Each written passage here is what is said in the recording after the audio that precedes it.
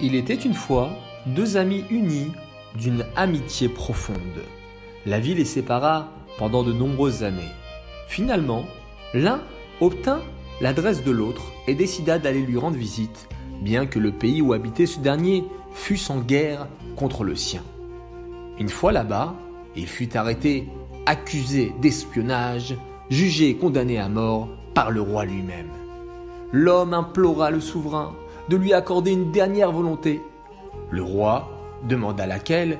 L'homme répondit « Je suis un important homme d'affaires dans mon pays. Étant bien connu, je fais souvent du commerce à crédit par une simple poignée de main.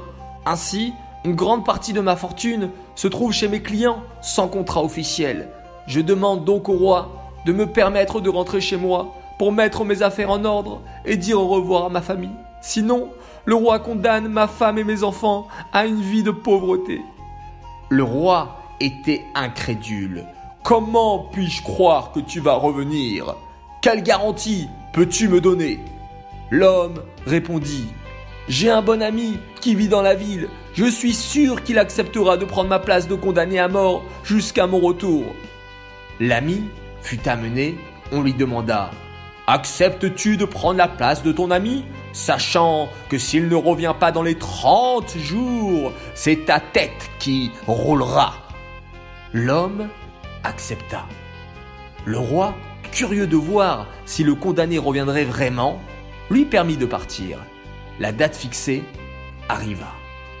Et l'homme n'étant pas revenu, le roi ordonna de prendre l'ami et de le décapiter.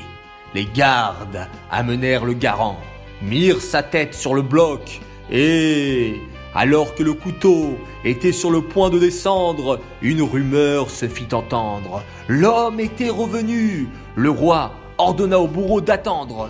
L'homme marcha bravement vers le bourreau et déclara « Je suis ici et prêt pour mon destin. Arrêtez, arrêtez tout !» L'ami se releva et s'exclama alors « Tu es en retard. Le délai pour que tu reviennes expirait ce matin. Puisque tu n'es pas arrivé plus tôt, je suis celui qui doit être tué. » Mais l'autre répondit « Mais c'est moi qui suis accusé de trahison. C'est moi qui ai été condamné à mort. » « Mais non, ce n'est pas vrai, dit l'ami.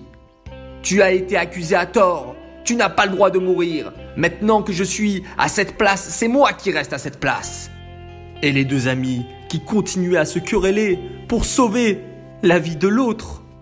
Le roi observait la discussion et convoqua les deux hommes.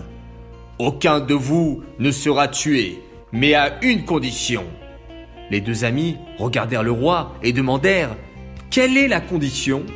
Le roi répondit « À condition que je devienne votre troisième ami. » Le message profond de cette histoire est que si l'homme aime vraiment et sans réserve son prochain, Hachem promet alors de l'aimer et de devenir son partenaire fidèle, son troisième ami.